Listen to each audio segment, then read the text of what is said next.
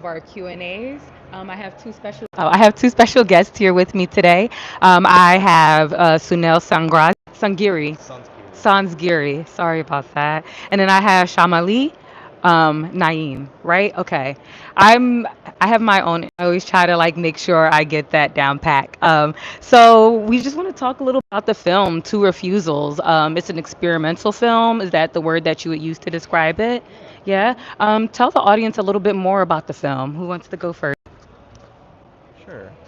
Yeah, so the film sort of it's an ongoing project where this iteration of the film, which is called Two Refusals, Would We Recognize Ourselves Unbroken, is the sort of first iteration of this longer project, which there's another iteration coming out and then another probably. So it's an ongoing research project that's sort of exploring these interconnected histories and like mutual struggle against the Portuguese Empire, and look at these kind of moments of connection between these anti-colonial movements across the global south, and specifically in Goa, where my family is from, and Angola, as two points of departure. And the film kind of brings in a multitude of different kind of sources of like, archival footage, a sort of citational practice of anti-colonial filmmakers.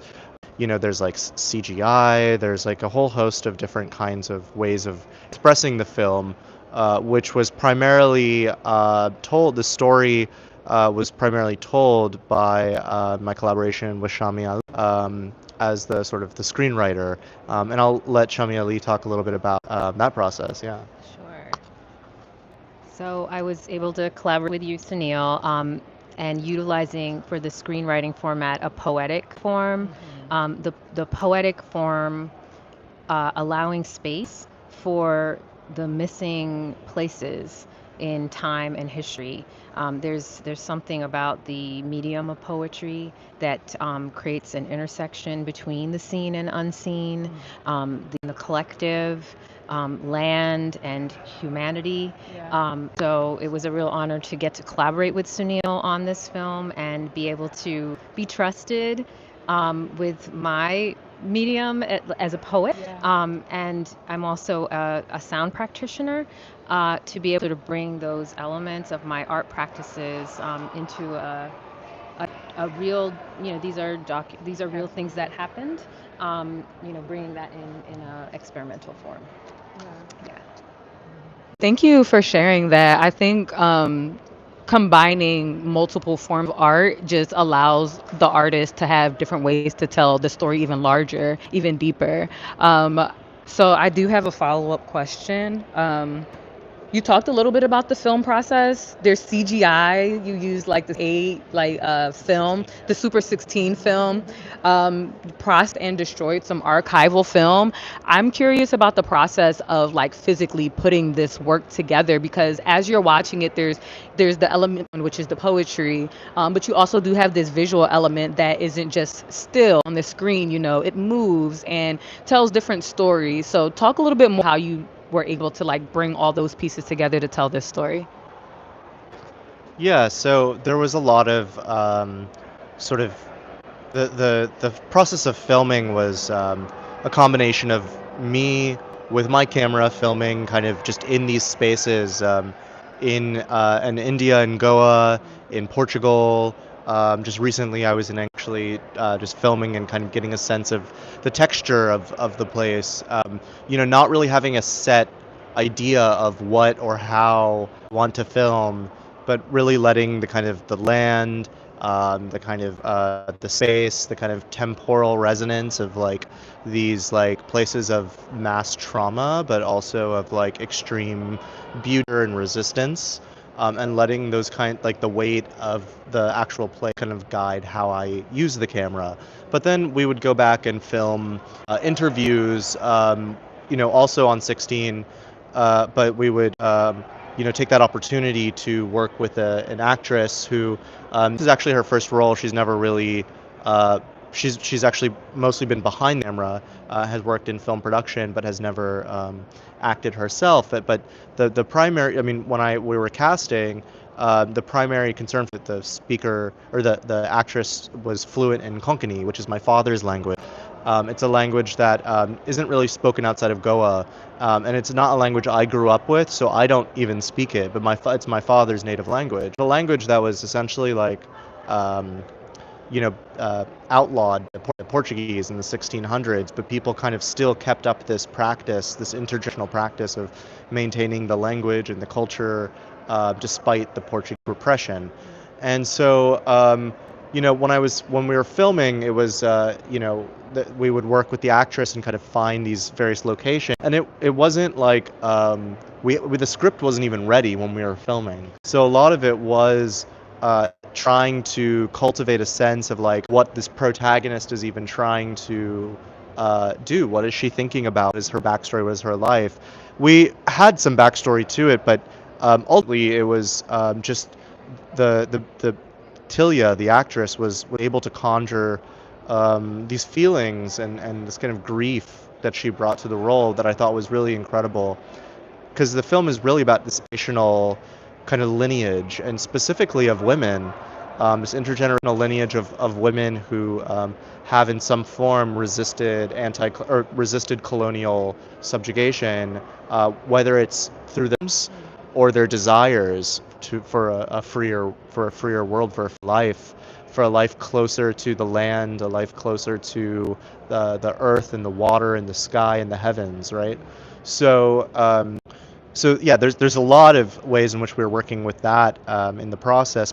On a more material level, I would also take archival footage that mostly was from Portuguese archives, where I just not asked for permission. I kind of just took the material, and for me, working with colonial archives without permission is a way of like reclaiming that that those images, because those images were essentially stolen, right? And so I think there's a sort of a imperative to steal back. And so, but also to show these images, it's to have a sense of like my hand as an artist, but also to have a sense of like the earth. So I would bury a lot of these images underground and resuscitate them by kind of unearthing them, like literally unearthing them, which is also when we think about like how trauma functions. It's this kind of unearthing of the past that kind of pervades our present. So there's a lot of material traces of like, the earth, like literally worms eating at the emulsion of the, the image. But there's also other types of, ways I would cut up images of like the Bandung Conference, which was this first Afro-Asian solidarity meeting in 1955. But it was a very fallible meeting because it's just about nation states. And a lot of it is trying to do, and Sham-e-Ali's script really brings this out, is working against the notion of the nation state, what the writer Fred Moten calls sovereign. And so I would cut up and like literally just rip apart these images and then try and piece them back together, almost in the way that like partition had done in India or in Palestine, in so many other places around the world, where the colonizers would just draw up these random lines, right? So the violence of cutting up these images is also a reflection of the violence of these borders too. I think it all. The film itself was extremely inspiring, but like hearing you reiterate just the process of putting the pieces together for us to view is even more inspiring. My family is from Ghana, so part of what also draws me to this film is my curiosity of how do you choose which stories you get to tell? There's a long lineage of colonialism in many of these countries that still have power today. So how did you even choose to go through this narrative? Was it working with your poet, or did you have an idea prior to that this was the narrative that I needed to share? Yeah, I think that and a lot of my work has been focused mostly on Goa, and the kind of histories of like my family's my ancestors, like on my grandmother's side, were freedom fighters, and they often used actually poetry as a way of like raising kind of national consciousness, as a way of like bringing to the masses this sense of responsibility towards reclaiming one's heritage. And it's like the heavens are opening up after I say that. It's like those are my ancestors right there, ringing the church bells. Yeah. So, I think the idea for this project was really to expand that story, to not just think about Goa as an isolated place, but understanding that like our freedom as Goans actually came from the African liberation fighters in places like Angola, Mozambique, and Guinea-Bissau, who really pressured Jawaharlal Nehru, the first Prime Minister of India, to in Goa. So in a very real sense, I think that Goans a lot of time don't really recognize the role that the continental, the kind of the kind of solidarity conferences and the ways in which these leaders thinking not just about their own struggle, but about the liberation of all colonized people. And they recognize that like, you know, they weren't free until it was free. So why should we as Goans think any differently, right? So I think that story really needed to be told in a way that is a reminder to people today of not just who came before us, but the responsibility we have today to understand and to really participate in contemporary struggles. Of course, in India and the Indian subcontinent is plagued with contradictions of caste and Brahminical patriarchy and there's and like violence against the indigenous Adivasi communities. So of course India has its own like real serious struggles that need to be resolved urgently, right? But it's also how we understand that history and that violence in relationship to the violence we see where colonialism participated in other ways. Because people, yes, there's a long kind of like communal violence, but really we understand that like the partition of India and Pakistan was and of Bengal and like Sri Lanka and many other places was really like the colonial violence is still very much part of the reason that so much of these tensions exist. I'm going to speak a little bit to that. Yeah. So I'm Hyderabad, which is what is known as South India. So my family comes from there. I was actually born there and left as a baby. And so when I was working on this with Suneil, I was working in a really non-linear fashion because to me, some of this was very active trauma. So we were at one level working with the missing pieces of different periods that have already gone by and what we can learn from those things, and the complexities of those moments. But then we're also dealing with a Muslim community in the Indian state is being ethnically cleansed. Homes are being bulldozed. Businesses have to like say their Muslim names so they can be identified and often are completely also demolished. Wow. Daily lynchings of Muslim men, daily. It's horrifying. And in that chaos, there's a lot of missing these people. Yes. And that was what was coming up for me in this screenwriting process of how I can work with all of that at once, almost like sonic layering.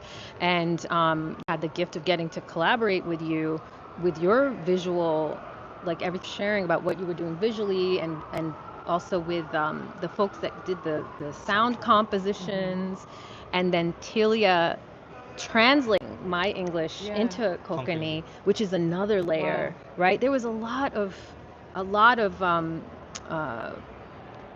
I describe it as unseen energy in what happened in the collaboration.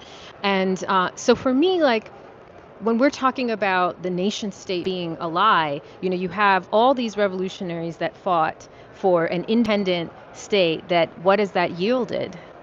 it has yielded a continuance of the ethnic cleansings, current, and continuous occupation of Kashmir.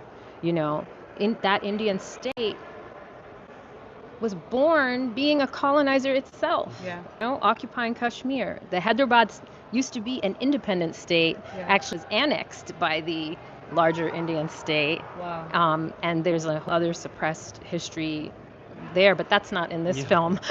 But You're bringing that I'm bringing that energy. energy in because to me, I'm so interested in these missing spaces. Am I talking? No, 5 minutes. I'm interested in utilizing experimental methods to tap in to the missing spaces and the portals that they are. They're multiplicitous, and they are going to exist whether even we honor them or not.